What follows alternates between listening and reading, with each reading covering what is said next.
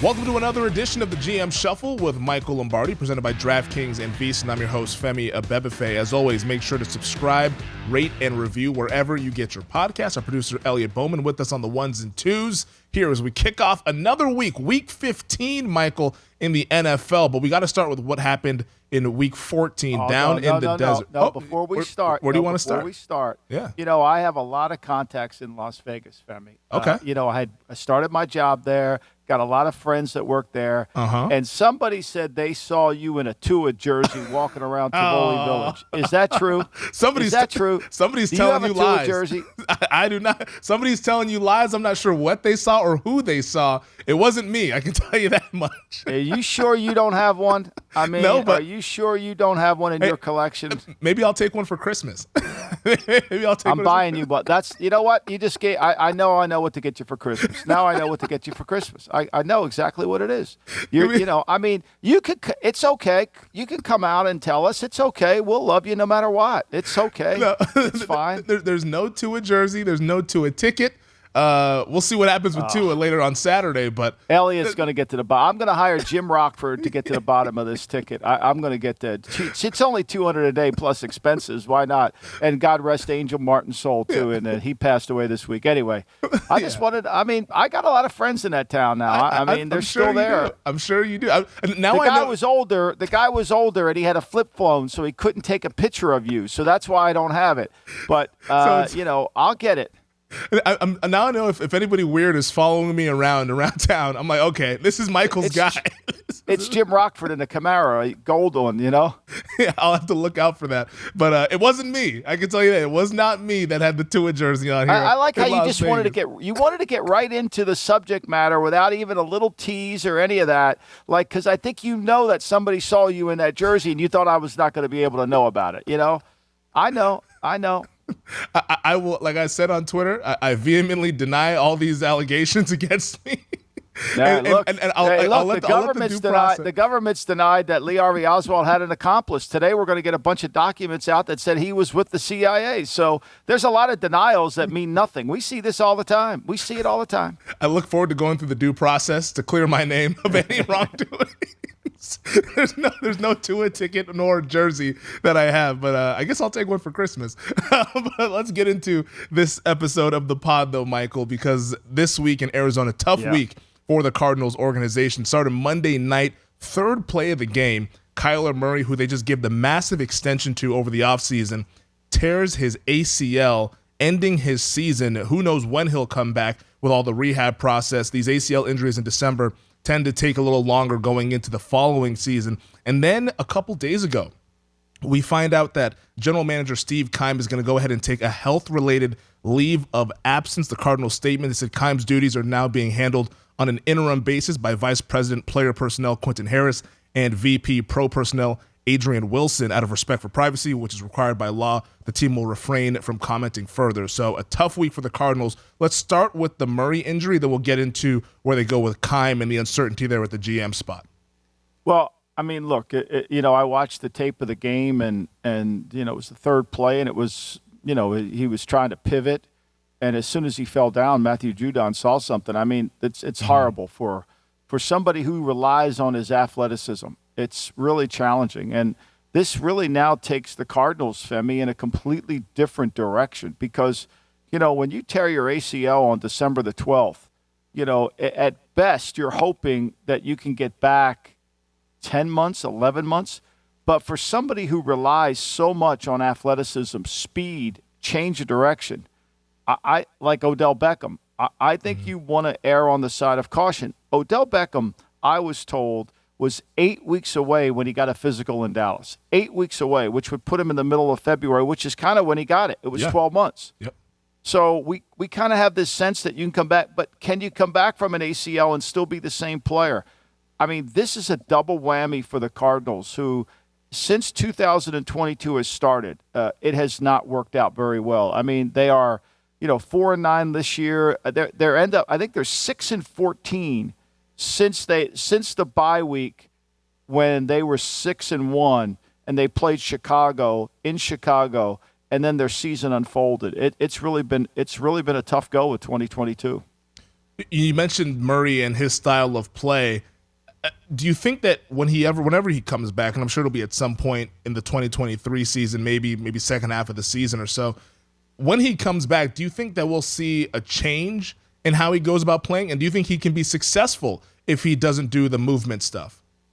I think so. When you take somebody with limitations, like say, for example, Bernie Kosar, who we had in Cleveland, who was a really good player, who had limited athleticism and limited arm strength, and then he hurt his elbow, and that limitations that he had in arm strength really curtailed his arm, and then he had nothing. Then he went from, when you take a player who's got, say, middle-of-the-road ability, and then he gets injured, and all of a sudden now he's not the same guy. Murray has elite athletic skills, but he has middle-of-the-road quarterbacking skills from the pocket. I think we all witnessed that, right? So when he can't get out of the pocket and he can't be the runner that he needs to be, you end up with a really below-average quarterback, which is what he was this year. I mean, he was below average at quarterback. When he stays in the pocket and has to see, he's a little guy playing quarterback. Now he had 67 rushing attempts this year. He averaged 6.2. He was, and so he only had 418 yards. He wasn't running as much this year as we've seen him. But when he loses that, if you're the Cardinals and you're Michael Bidwell and you got this quarterback who relies so much on his movement because he's really small, you're saying, can he get it back? Now, we know modern medicine has been remarkable and that sometimes guys come back from ACLs that are even better. I mean, look at Frank Gore. When he came out in the draft, Frank Gore was supposed to never play because he had all these injuries. He ends up getting more injuries and still keeps playing, right? So it's possible. But to me, I would be very, very concerned if I were the Cardinals. Yeah, and I think the concern definitely is for next season. I doubt that I think you got to write off next year. Yeah. If I'm the general manager of the Cardinals, I'm saying next year's out. Next year, Murray's not playing. You would sit him the whole year. We're going to do whatever we can do, and we'll see. Well, first of all, his contract's guaranteed because it's skill and injury, so it's not going anywhere. They can't cut him. It's an injury because most of these contracts, even when they don't have the skill and injury guarantee, they always have the skill. They always have the injury guarantee. So his guarantees are in play. I mean, I would take the approach if I were the Arizona Cardinals that he's not going to play and that I'm going to get into the Mike White market. I'll get into the Jimmy Garoppolo market. I'll get into a Renna market just to be able to function as a team because the number one need on your team now, if you're the next general manager of the Cardinals, I don't know where Steve Keim is, and we'll get to that in a second, but needing a quarterback is paramount. Man, that's just absolutely brutal. It's like you said, it's all kind of fallen apart for this Cardinals team. Going back to the second half of last season, they give Murray the big extension. I'm sure Murray is thanking his agent Eric Burkhart and that whole crew for getting him that money because can you imagine had he not signed that big extension, what the discussion would be about Kyler Murray and his future with the Cardinals? I mean, now they're pretty much locked in because of that deal, but if he hadn't signed that deal, my goodness, this could be really something for that organization. One of the things I learned a lot of things from Al Davis, but the one thing I think that I as I get older in life that I'm reminded by him that has really impacted my life is his ability to not make a decision. It used to frustrate the hell out of me when I worked for him because he really didn't want to make a decision. But sometimes, like when Gruden. So if you go back to the Gruden situation, we lose the Tuck game. And there's a lot of conversation about Gruden going to Ohio State. That job had opened up, and Ohio State was every job that opened up for Gruden when he was at the Raiders was a homecoming job. Oh, it's I grew up there. I want to go back there. Okay. So Al let it play out. Never said a word. And you could tell that Gruden was trying to get out, and he was trying to remove himself, even though the punter was trying to extend his contract. And so by waiting, Al falls into this draft where the Bucs decide to make the trade. And the patience paid off. And I think the lesson on the Cardinals is simply if they would have just been patient and had the guts to say to Murray, look, Kyler, you're a good player, but you're at year 3 of your contract. Let's get through year 4, see where we are. We're not going to do a contract for you until we get through the 4th year, until we decide if we're going to pick up the 5th year. Like, that makes sense because there was nothing in Murray's play, and we said it at the time, that indicated that he was a top 5 player. Like, I would do Justin Herbert's contract today because he's a top 5 player. I wouldn't do Tua's contract today. I wouldn't have done Murray's contract today. I'll do respect to you with Tua. I know that probably pains you when I say it. but I wouldn't have done that. And I think to us, sometimes no decision ends up being a better decision. And this is one of those reasons why players like to get that money as soon as possible because of injury risk. And they said, hey, like Kyler, I'm sure he saw his own game of like, I am a movement kind of guy. I'm susceptible to injuries. I need to get my money. Well, let me ask you a question. Okay, if you're Lamar Jackson and you're watching Monday Night Football at home and you've got an MCL sprain or a PCL sprain and you just see this on the screen, what do you think you're saying to yourself? I got to get my money as soon as possible. Yeah, do I come back? Do I play? I mean, it's just human nature. I don't think you could sit there and say, go win one for the Gipper, Lamar. No. Like, we're talking about serious cash here. We're talking about serious cash. We're talking about $250, $250 million. Do you risk this? I mean, look, I don't know about you, but I don't hold any of the kids who don't play in these bowl games other than the national championship games. Other than those two games, any kid who opts out, for me as an executive in the league, I'm saying, okay, I get it. Like, I know that the bag of Nike gear or the Adidas gear or the Under Armour gear is great. The watch is wonderful. You know, you get the tour of the Grand Ole Opry. That's great too. But I get it. Like, we're talking serious cash here. The business has changed. I mean, if you're Lamar watching that game, what's your reaction? I mean, I think you got to be real. And nobody, and Lamar's mom is his agent. So you know what her reaction is. It's all about risk assessment. And especially for these guys who use their legs as part of their game there. And if you're Lamar, it's like probably you don't want to come back until you're 100% healthy because knock on wood, if you were to worsen that knee injury, it could get real bad for you in terms of the future of what he could get. I was talking to a coach on Monday night, and we were talking about the league, a former NFL coach, and we were talking about the league, and he kept saying to me, look, all these guys, and this is before Murray's injuries, all these guys that are running around like they're running around are not going to be able to hold up. And he loves Josh Allen, but it's like he's one hit away from really doing it. And we were discussing the six-back offense and the single wing and how the single wing is really kind of more prevalent now than ever. And you know, and I think the part of still is, even though we are from an older school, he and I, that we think the quarterback, I think it's still got to weigh on you. And when you watch the Monday night game with a really not even getting hit, he tears his ACL. It's horrible. And he knew it the minute he saw it. Yeah. When you watch it on the tape, you know, Judon signaled over. He knew it. He knew it. It's just horrible. It's really tough. And I'm glad you brought that up because that's something that I've been thinking about. And almost from a team building standpoint, if we would see organizations be like, all right, we're going to draft and commit to the six-back offense, but we know that this is an 8-year run at the most. Because I always think about Cam Newton with the Carolina Panthers and how they used him, and Cam Newton ends up being the MVP, leads them to a Super Bowl and all that, but then it just goes off of a cliff just because of the amount of hits that he took running the football and standing in the pocket and doing all those sorts of things. I mean, Cam's a huge man. I mean, when you stand next to Cam Newton, you're like, holy shit, this is a man. He's a big dude. I mean, you're like, whoa, right? I agree. You know, to me, if I were deciding to go down the six-back attack, like if I were Philadelphia, I mean, I know they're going to have to pay Jalen Hurts. And I think, and I'm going to write about this sooner than later, about how the Eagles, I believe, really have, through their alignment and through their ability to develop talent and through their visionary skills, they've created this team that is far and above better than most teams in the league, that they got to draft somebody else just like Hurts. Like, they got to draft somebody else just like Hurts because you're going to need two of them. It's really fascinating because we've all known, like, hey, the pocket passers, those are the guys that stay in the pocket and play long. And the offenses that are having a lot of success are these six-back attacks, but it might not be long for those quarterbacks that are behind center in that offense. But, Michael, on the GM side for the Cardinals, Steve Keim, we talked about it, taking the health-related leave of absence.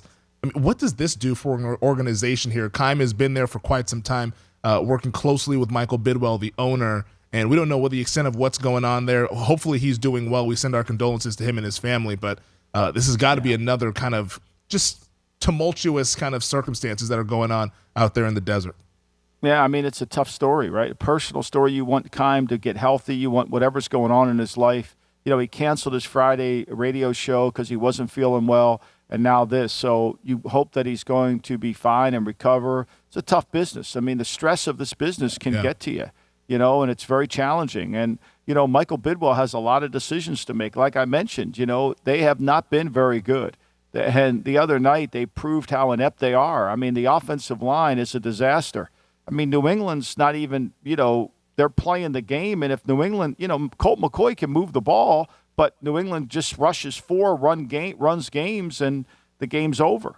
The game's over because they can't protect them and they turn the ball over. So, there's a lot of work to be done in Arizona. And, whether it's Adrian Wilson or whomever they promote, you better have some experience to understand what you're getting into here, because this is not going to be one of those where we're just a left tackle away from being a good team. This is going to take a lot of skill, whether you fire the coach or not. Who do you hire? How do you replace it? Where are you going? Where we want to build?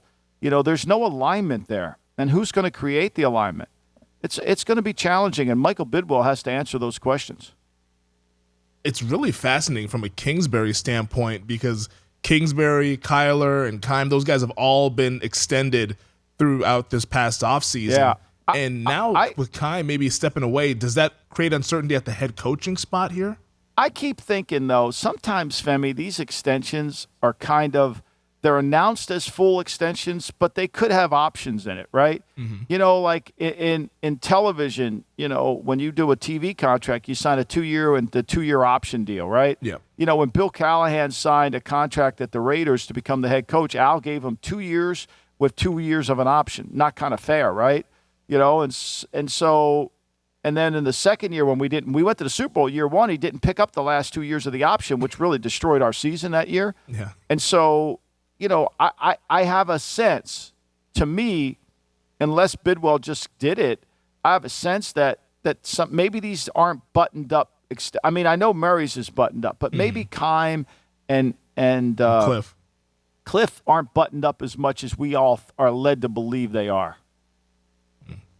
That's just a guess on my part, because it really makes no sense to hand out that much cash to this organization when they really weren't doing well. When you examine them after that bye week and you realize they're 6-14 from that point on, why are we giving out extensions? We're trending in the wrong direction. And I'm sure in Michael Bidwell's defense there, because we talk a lot about the good organizations in the NFL and how they have continuity, he was probably thirsting for continuity, but sometimes if something isn't quite working out or you're not meeting expectations, you can't just extend people for the sake of extending people and getting good news out there. I think that's something that they need to look at. If you're going in the wrong direction, continuity doesn't do you any good. Exactly. Yeah. If you're going in the wrong direction, I mean, that's the question the Texans are going to have to ask themselves. Do we stay with a coach after 1 year because we're going in the wrong direction? I mean, where are we headed? I mean, that leads into the next conversation to me, which is where are we going with, Jeff Saturday wants to be the next head coach, and maybe that's great for continuity. We'll see. That is the interesting thing about the Indianapolis Colts, because Saturday he's been 1-3 as the interim head coach, and he says that legitimately he wants to be someone that is thought of as a head coach. We have a clip from Jeff Saturday asked about it at a press conference earlier this week here about potentially interviewing for the head coaching job at the end of the season. Sure, yeah. You're going to plan on interviewing for Absolutely. this job? Yeah. I plan on interviewing as long as they, give me the interview. I'm in. Hopefully. I enjoy the heck out of this and have had a lot of fun doing it. And again, I'm not discouraged at all. I know I have a vision of what this could look like in the future. Plan to work that way, and that's what I do every day is work towards that goal, understanding what that looks like. Man, I would love to see what that looks like. Like, how would he know what that looks like? Seriously, I don't mean to be an asshole here, but how would he even know what that looks like? Like, who has ever taught him how to build? Like, there is so much difference between team building and understanding the art of team building and understanding how to get collaborative efforts from people.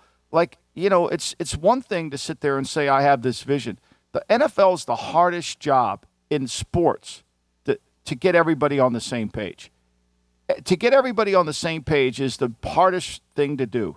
To get total alignment, to get player development from your coaches, to be able to understand that this is how we have to function, to install a player development program, to install a system of offense and defense that is married to your grading system, that is married to the player development. This is really hard, and I failed at it many times, because if you don't have the authority or you don't have everybody on the same page, it's damn near impossible. And to create that alignment, and so what he's talking about is like it might look great on paper, but how are we going to get it done? How are you going to make sure the line coach is developing talent? How are you going to make sure the backup line coach is developing the backup talent? How are you going to make sure there's symmetry between who we develop and who we don't develop? How are we going to make sure that we understand what the team needs are of the team, and how do we fix them? How can we make the quarterback play better? How do we build a team inside a dome that can function and play well outside? How do we marry our grading system to the team we want to become? I mean, this takes time. This takes experience. It really does. I mean, we're seeing a lot of guys become general managers in the league that really are just scouts that have scouted players, and they see player, okay, well, I like that guy. Well, the art of building a team requires a lot of things to work together, and it requires complete alignment. I think one of the things that Howie Roseman has benefited from is Jeff Lurie has devoted and loyal to him. So through all the bumps and bruises that have gone on, Lurie has been able to maintain continuity. And through their philosophical nature within their organization, going back to when he bought the team, that they value offense and defensive linemen and player development, they've been able to keep that within the framework. So, I mean, he can do all the interviewing he wants. I would love to sit in on it. And I'm sure what Jeff Saturday is telling Jim Irsay and what Irsay told us was that Saturday's experience was playing for Tony Dungy and being a player under the Bill Polian regime when he was a general manager there. But you've outlined that the playing experience and being in a good organization is still much different than actually being in those meetings, those personnel meetings and those team building meetings from a front office perspective. No doubt. And I think, to me, the biggest problem, the hurdle he's going to have to understand is, can he walk into a room and show people that he knows what he's doing? Because everyone's a critic. Look at those sidelines. They're filled with people. They're filled with it. The NFL has grown so big that no one sat down and said, we can't manage all these people. I mean, every time Bill and I go to Alabama and we go to watch, and Nick's amazing how he does it, but he's got a zillion people. I mean, his staff meeting has to be in an auditorium that's so big. Like, we look at each other and say, how the hell can he manage all these people? Well, that's the problem in the NFL. You have way too many people. When you had 5 or 6 guys on the staff, you had a better way of getting everybody in alignment. When you've got this growth like the Roman Empire, you can't you can't fix it. And then he's got to be the guy that solves all the problem. I mean, when you're the head coach of the team and you want to interview for it, you got to be the chief figure-out officer. You got to be able to say, okay, here's what I want to do. Here's how we're going to develop this. Here's where we are. This guy's a year away from being a good player. This guy's not. I mean, it's one thing to say, hey, I've learned from Tony and I learned from Bill Polian, but do you really know how they did it? Do you understand it? To me, this is comical. Look, he's got Minnesota, he's got the Chargers, he's got the Giants, and he's got Houston left on the schedule. I would say to you, has he made the team better since he's taken over? He has not. It's that simple. He has not. Last thing, Michael, that I wanted to bounce off of you here before we take our first break. Von Miller, who unfortunately is out for the remainder of the season with a torn ACL, he's got his podcast, because a lot of these guys have their podcasts like us. They want to be able to give their takes on the game and all that stuff. And he had Micah Parsons this week on his podcast. And this is just adding a little bit of, a little gasoline to the Eagles-Cowboys fire that's brewing, and we'll see it coming up on Christmas Eve next week. But they were talking about Jalen Hurts, and Micah Parsons asked, he said, when you look at the Eagles, is it Hurts or the team when discussing Hurts and his MVP candidacy? And Von Miller responded, he said, I think it's a little bit of both, man. Parsons said, it's system and team, emphatically, is what Micah Parsons said.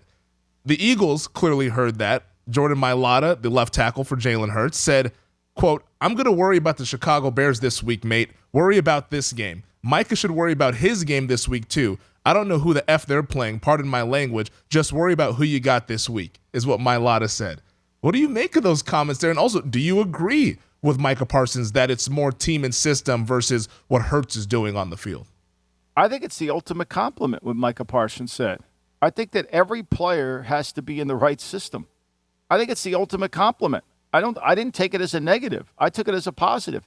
To me, as a scout, when you're on the road and you're scouting a player and you say to yourself, man, that guy would really fit for X team, then that X team has really been able to show you who they are, and you can filter to it.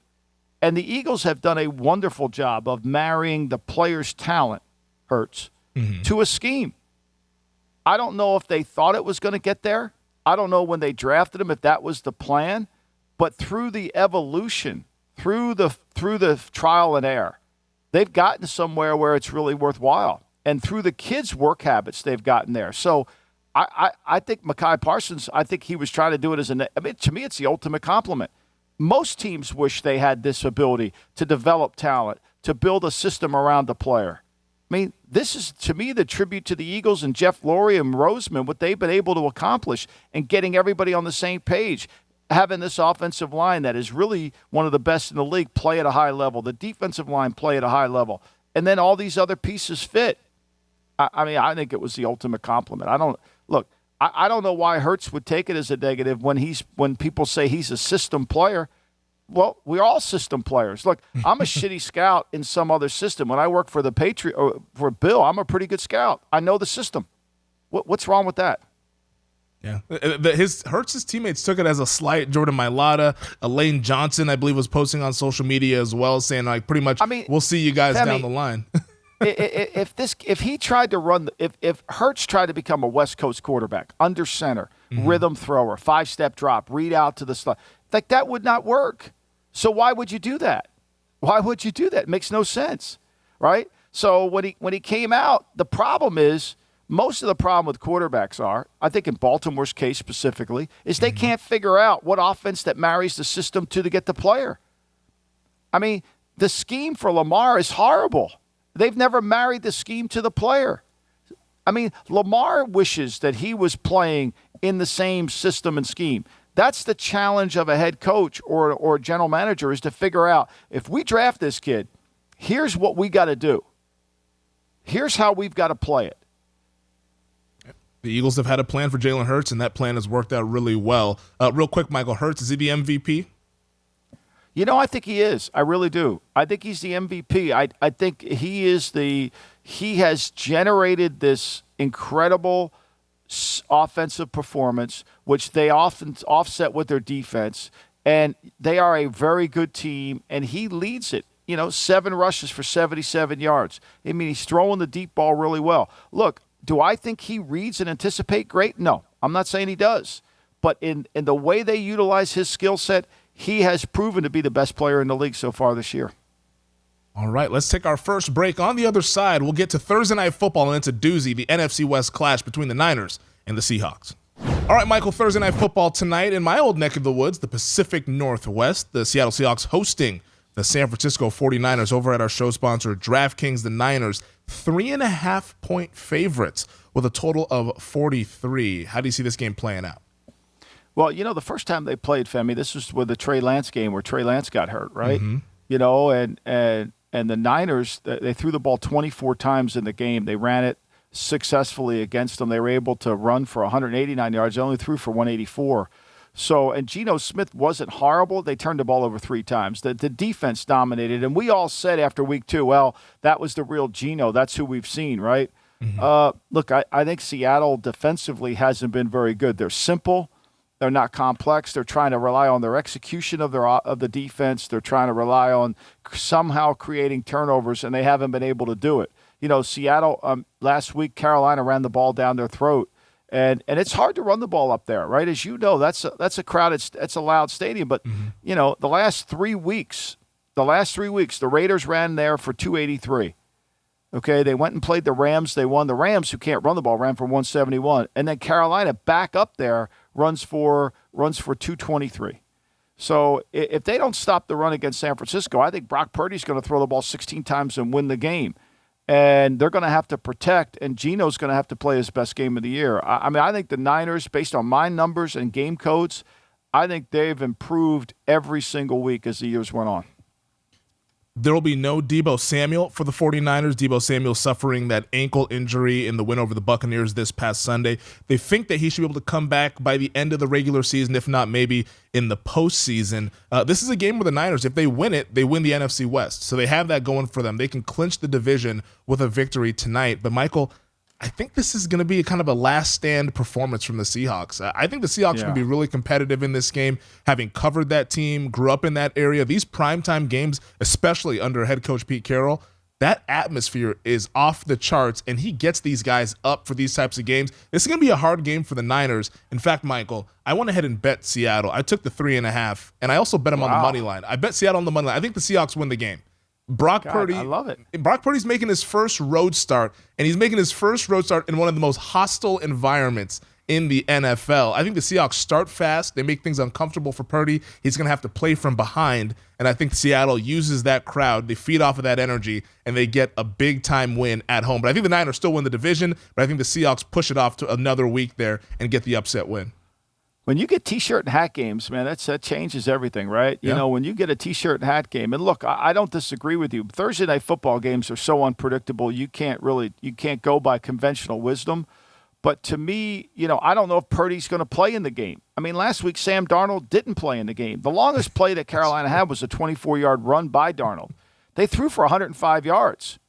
I mean, you know, so it's not like they're going to ask him to do a lot up there. I think they're going to try to run the football. And it's hard to get ahead of San Francisco the way they play defense. It really is. So I'm with you, though. I think the unpredictability, I never recommend a Thursday night game. I stay away from it because the short week, the unpredictability.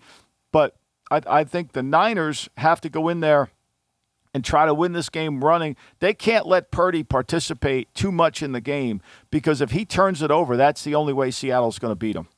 Yeah, we have not seen Purdy play from behind. If the Seahawks can get that lead, maybe they can make him uncomfortable. But like you mentioned, if the Niners are able to just run the football and have Purdy not really be a participant, then likely San Francisco wins and then wins the NFC West. All right, Michael, we'll take another break on the other side. We'll get to something that you have been thinking about, NFL passing games here in this 2022 season. This is the GM Shuffle with Michael Lombardi.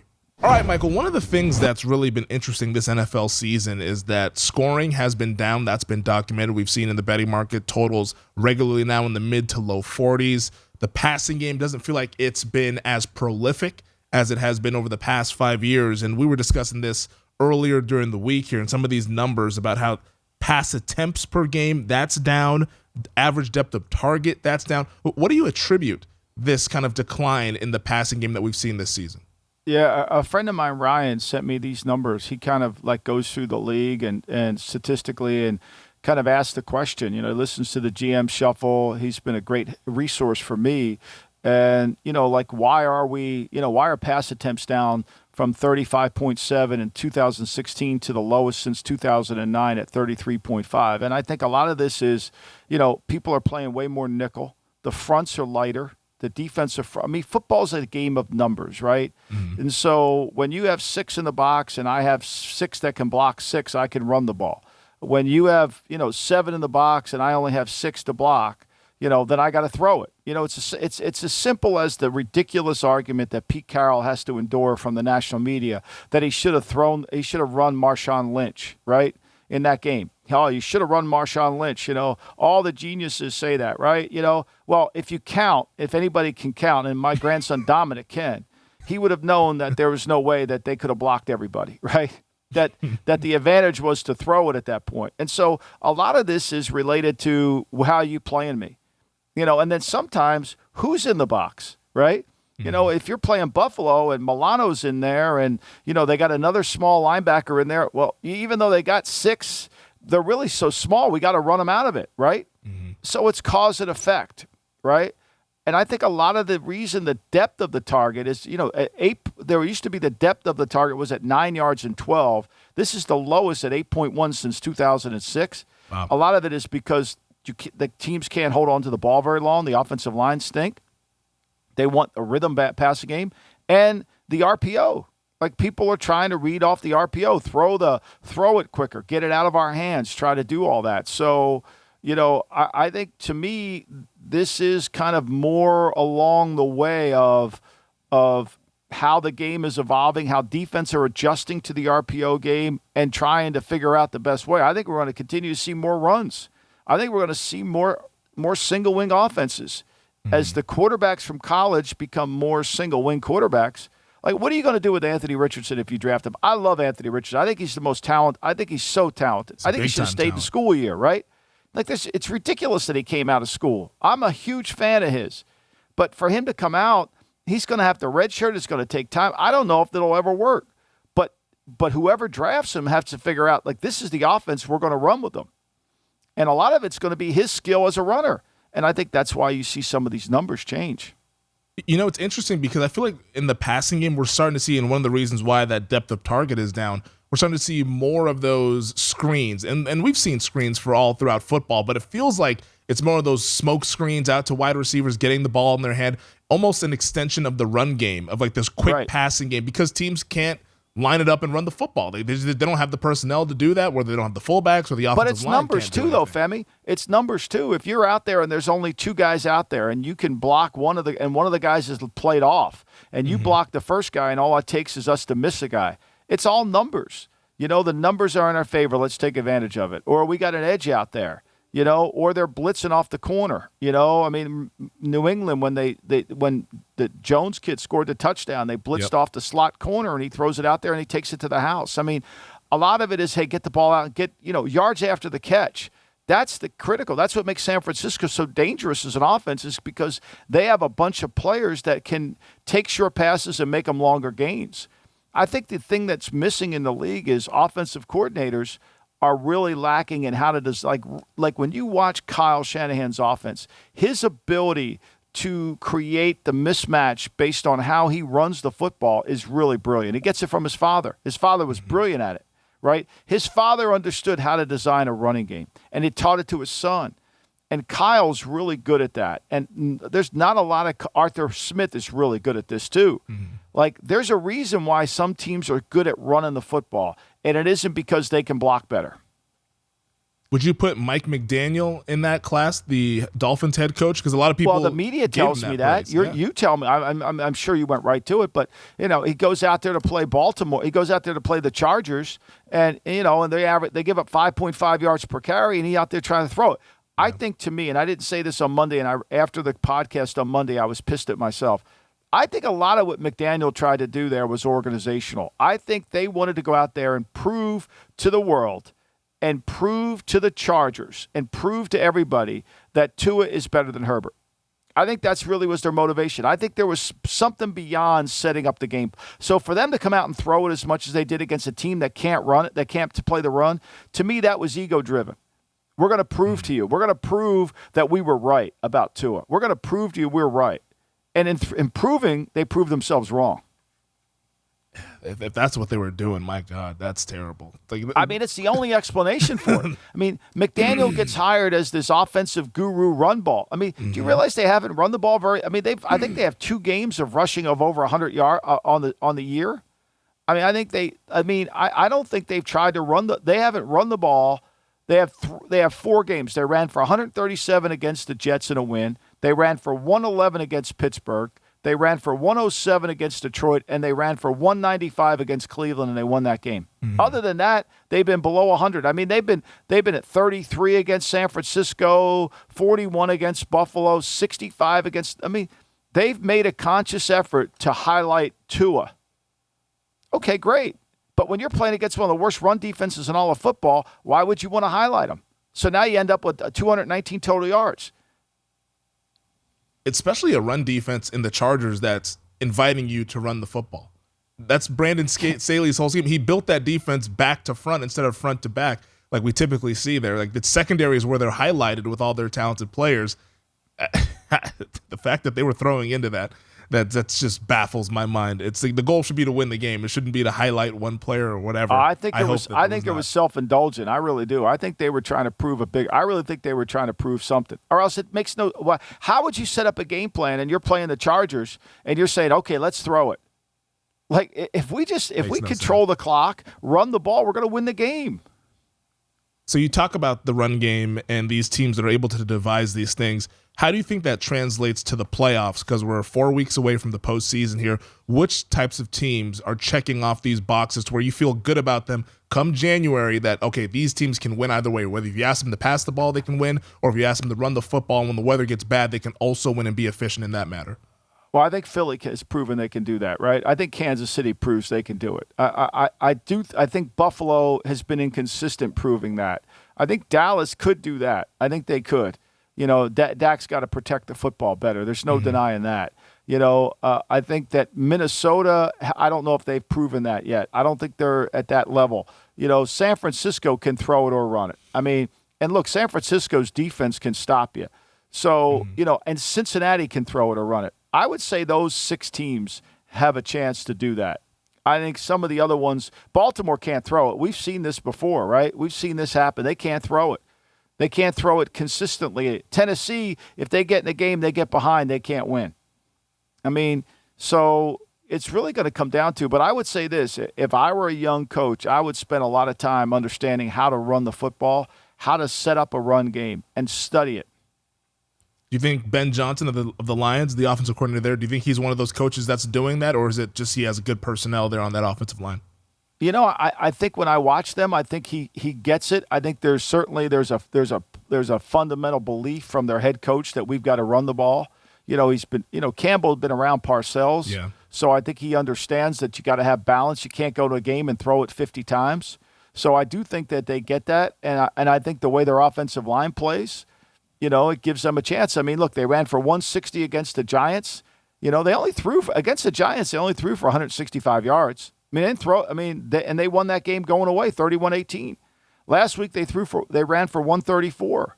The Buffalo game they only ran for 96 yards. They turned it over twice in that game. But I do think that they have the ability to run the ball, and Swift makes them really dangerous. Yeah, we talked about the Lions when we were doing the blue chip on the offensive line, blue chip, red chip series this summer, and people are like, whoa, why do the Lions have so many of these guys in there on the offensive line?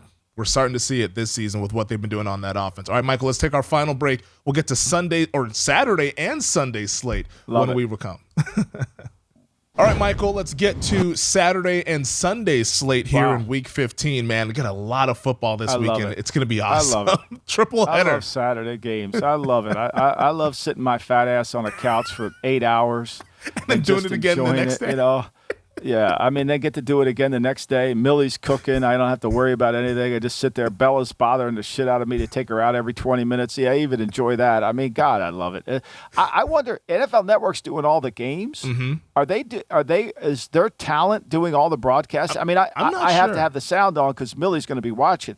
But who are the announcers for the games? I'm not sure who's calling the games. I'm going to look that up right now. Yeah, we'll have to figure out who's calling these games because, it's a triple header on NFL Network. It starts at 10 a.m., so get the holiday shopping out of the way if you got to do it. It starts right after the Lombardi line. We go to 12 here on the East Coast, and so, we'll get you set up for it. Patrick and I will watch it, and no, it's going to be a lot of fun, though. It starts off bright and early for us out here on the West Coast, 10 o'clock, 1 o'clock Eastern.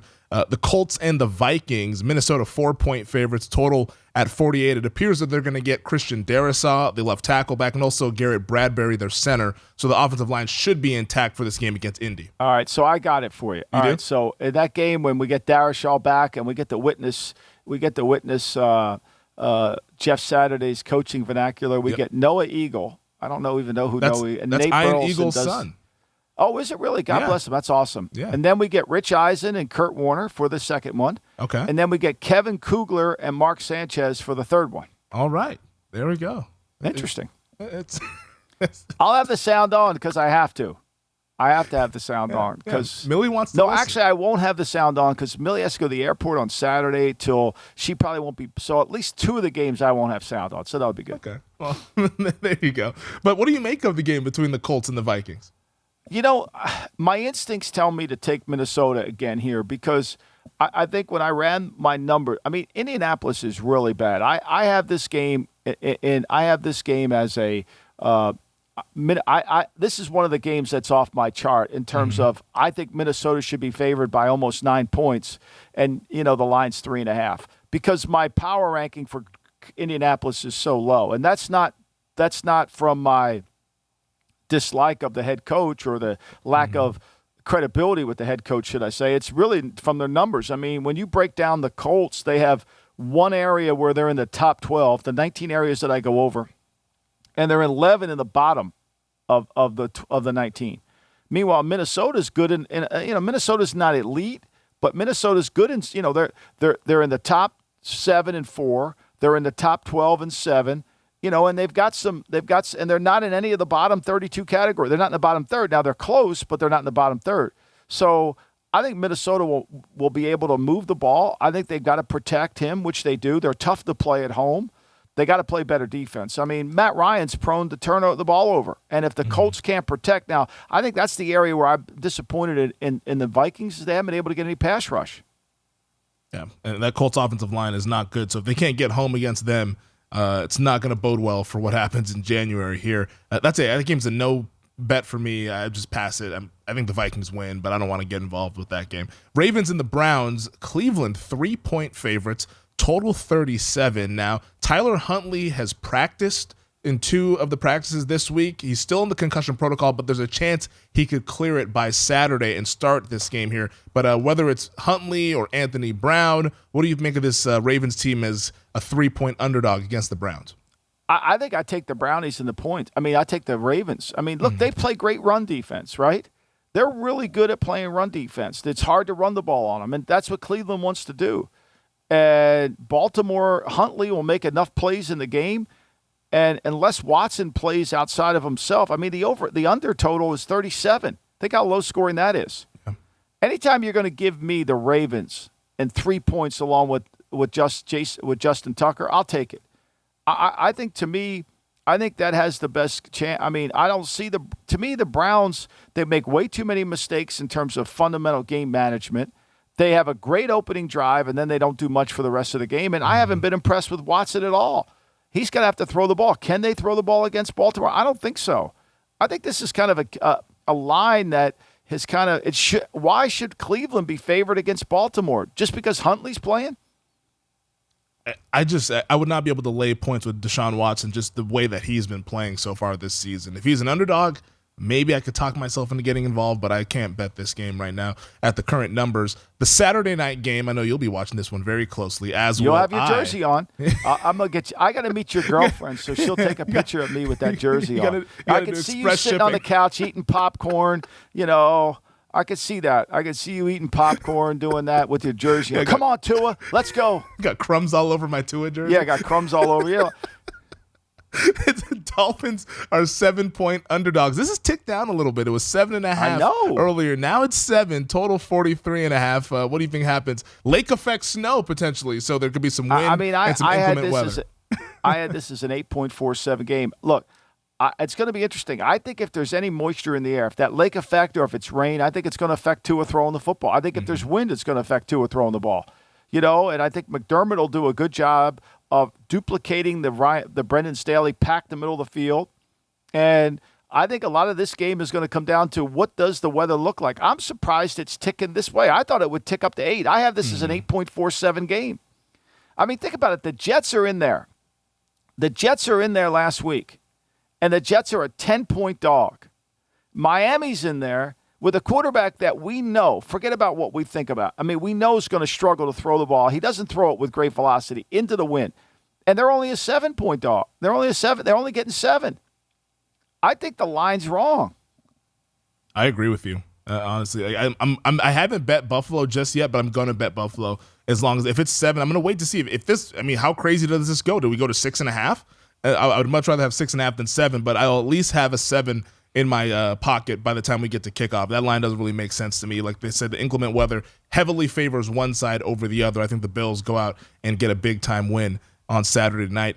Eagles are visiting the Chicago Bears. Eagles are 9-point favorites, total 48.5. Bears coming off of the bye, extra time for my man Justin Fields to get rested and ready. I know you got his jersey. I know you got his jersey. Now that is one that I probably would wear. It's the Fields Dak jersey that we saw in that Bears Cowboys game. I need to get one of those. My Lord.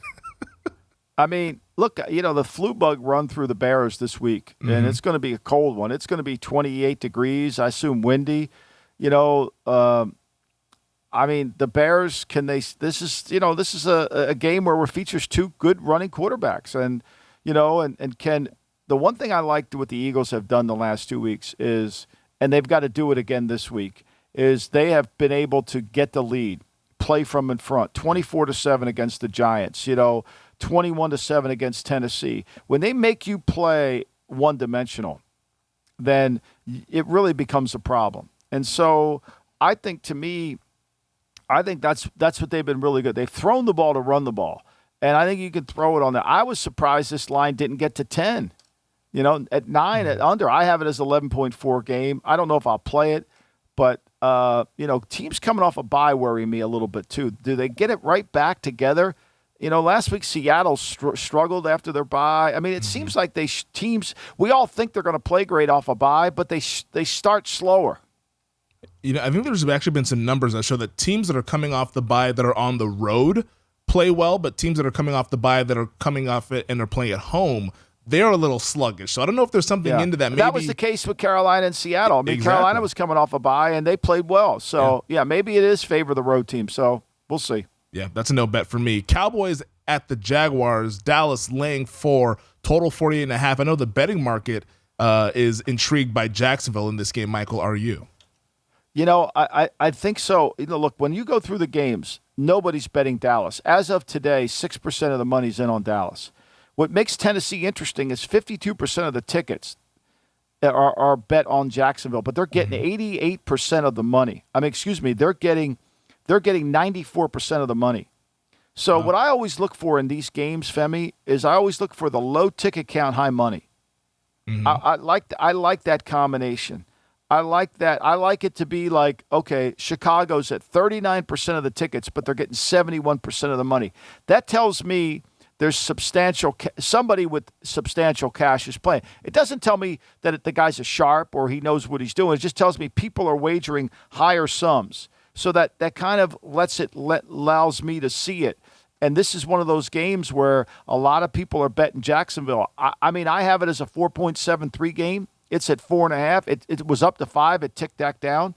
Look, I have a feeling I got to figure out what Dallas is going to be like in the offensive line, but I have a feeling Dallas will play well. I think you could throw the ball in Jacksonville. I think Dallas will. Same here. I haven't bet it yet, but I'm probably going to bet Dallas in this game. Jacksonville, they've been doing this Jekyll and Hyde thing all season long, so I'm going to see if they can actually prove it back across the board everywhere here. Yep. Femi? Yeah, that's all 4s. DraftKings in New Jersey's at 4. So, look, I think they'll put pressure on Lawrence. And if Lawrence gets under pressure, I think they could make it hard for him. Yeah, Jacksonville, they've kind of roped people in with some big-time performances. They roped me in for that Detroit game. They laid a stinker in that one, and then everyone was all out on them. Then they beat the Tennessee Titans. Now they're roping people back in, and I think that this line would probably be 6 if Dallas wasn't really playing with their food against Houston. So I like Dallas in that game. The game that I'm most looking forward to, Michael, on Sunday, believe it or not, the Detroit Lions against the New York Jets. This is going to be an absolute war. Right now, the Jets 1-point favorites, total 44.5. Quinnen Williams, his status, I think, is going to be a very, very big deal because he's been playing like the best defensive tackle in football. And how healthy is Mike White? How about if he takes another shot? I mean, I'm sure his ribs are kind of, I don't say they're broken, but I'm sure they're battered and bruised. This is another game that I think we have a lot of these games. Vegas Patriots, Detroit Jets, right? The Arizona-Denver game. These are kind of games that are falling below the 3 number that are almost like you get to pick them and who's going to win. Just deciding who's going to win can help you here. I ran my numbers this week, and I was shocked. I was completely shocked how much improvement Detroit have seen on defense. I really was. They've played well the last 5 weeks. Their defense, they're rushing the passer at a higher level. And look, I was impressed with Mike White last week, his toughness. This will be a hard game for the Jets. I think this, unless Goff reverts back to the Goff who doesn't like the cold, I think Detroit's playing really well right now. Yeah, I think Detroit wins the game, and it's another resume builder for my man, Coach of the Year, Dan Campbell. We'll see if he can get that going. Patriots. Thank God I found out he was kidding about he didn't see the play. Yeah. Like, thank God I found that out. I was like going to go berserk. Are you kidding me? But, I got the sense after reading some more on it, he was kidding. Yeah, he was playing it up on that show. Patriots are here in town taking on the Las Vegas Raiders. New England 1-point road favorites, total 44.5. Student versus the teacher. That's the storyline all week, Michael, with Belichick and McDaniels. Yeah, I mean, McDaniels beat him when he was at Denver the last time, when he was the head coach at Denver. Look, a lot of this is going to come down to, can the Raiders have got to protect. They'll throw the ball on them if they protect. And can the Raiders stop the run game? If the Raiders stop the run game and make it harder for the Patriots to throw it, I think the Patriots tackles will have a hard time blocking the two outside rushers. So, this is a game to me. It's obviously my son's on the Vegas. I'm a New England fan, haven't won there, haven't worked there. So it's kind of a hard game. I'll root for the family, but to me, it's a toss-up. I was going to ask, were you going to get one of those split jerseys? You get a Raiders and a Patriots? I can't. I mean,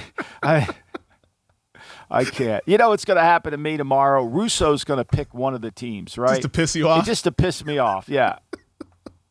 It's a no bet for me in this game. I think it's a coin flip either way. I think they're expecting Waller and Renfro back. At least they've been designated to return from the IR. I think that's right. I think they need them. I mean, they need him, and especially if Bill does what typically Bill does, which is double Devontae and then put his best corner over on Mac Hollins. If he does that game plan, it'll be hard. But the Raiders can run the ball. And look, the one thing that makes this game interesting is the Patriots. If you watched them Monday night, you can get 3 and 4 yard runs on them, right? Mm-hmm. Like but you got to be able to execute 10-play drives down the field to beat them. And McDaniels is very good at calling games and executing in those 10-play drives. Bengals at the Buccaneers. This is going to be a really fun one. Cincinnati laying 3.5 at Raymond James. Total 44. Small. Oh, you think it's too small? Well, I think this is a lot of influence by the Brady factor, right? Yeah. I mean, I think this is all the Brady factor because, like, if you just look at the two teams, how they're playing, it's not close how they're playing, right? It's not even close. So, and I mean, the Bengals, now they won't have Tyler Boyd, but boy, they can run it, they can throw it. The way San Francisco moved the ball up and down the field. I know this is a last stand game for Tampa, but I have this as a 5.78 game. I know I would probably lean towards not playing it. But look, Tampa Bay's got 26% of the tickets written on them. They got 49% of the money. It's an ugly one, but I bet Tampa, Michael, and maybe I'm gonna regret it when we're about 30 minutes into the game. I'm hoping not, but the Brady factor, it sucked me, and I'm like, this guy, Tom Brady, how many times have we seen him do it? Getting points at home. I think they have one last stand in this Bucs team. I'm gonna go ahead and bet this team and hope to God that they stay competitive in this game. Take a guess. Take a guess what the most bet game is, not counting tonight's game. Take a guess what the most bet game is so far on the slate. The most bet game on the slate. I would say, maybe, I don't think it's Dallas-Jacksonville. I know Cowboys games usually do a lot of numbers here. Dolphins-Bills, maybe? Is the most Indianapolis-Minnesota. Are you serious? Yep. Indianapolis has only 37% of the tickets written up on them. They've got 80% of the money, and the line has stayed static at 4. You know what? For thought, Femi. That actually makes a lot of sense, though, because bettors are going to bet the most recent game, and then they're going to try to roll those winnings over to the next one and roll it over. So I guess that does make sense that outside of Thursday Night Football, that is the most recent game that we will get. Finally, Michael, let's get to Sunday Night Football. Giants-Commanders, massive game for the NFC wildcard race. Commanders 4.5-point favorites. Chase Young, we're expecting to be back on Sunday Night Football, total at 40.5. Look, I think that I like the Giants here. I do. I think the number, I have this number. It should be 2.63. I think you're getting 5 with the Giants. The Giants are laying 5. I don't think that. The Washington Commanders are laying 5. I don't think they're 5 points better than most teams. So, I think that number's coming back. DraftKings here in New Jersey has it at 4.5. There's still some 5 out there. I think it'll be a close game. Look, the Giants had a chance to beat them last time. Barkley's healthy. I think the Giants have a chance to kind of get to him. Plus, they're coming off a bye. Yeah, I want to see if Leonard Williams and Adoree Jackson, if those guys can get into this game and be healthy, because that's what kind of screwed me up with the Eagles game last week. I didn't know Leonard Williams was going to be out. I bet them the Eagles just trucked them off the field. You didn't listen to our show. We didn't listen to the show. Patrick and I had that. You didn't listen to our show. I got up too late. I was at a holiday party this past Saturday. Of course, you're celebrating Tua's game on your. Everybody had all your Tua fans over there for the night game. Yeah, I know.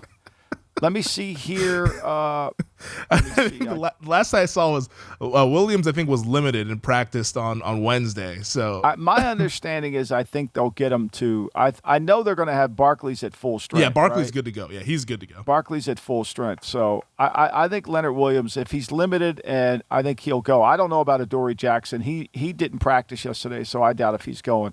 Yeah. The other one you got to worry about is Dexter Lawrence. They rested him, but he's got to be healthy for them to win. Yeah, if he's good to go and Leonard Williams is good to go, I think I like the Giants in this game here. There are these two teams can't run away from each other. We saw that they tied a couple of weeks ago in the Meadowlands. But all right, Michael, that does it for this week's edition of the podcast. Thank you to DraftKings. Thank you to VSiN. Thank you to our producer Elliot Bowman on the ones and twos, and thank you to you, Michael. I will talk to you on Monday as we recap a busy week. I will talk to you Saturday night when you're celebrating Tua throwing into that wind. I might be too deep into the eggnog by that point. Yeah, tweet some of those throws, please. I'm not. I'll see you guys later. Thanks for watching the GM Shuffle with Michael Lombardi. And for more videos like this, make sure to subscribe to VSiN Live and the GM Shuffle podcast with Michael Lombardi, presented by DraftKings and VSiN, wherever you get your podcasts.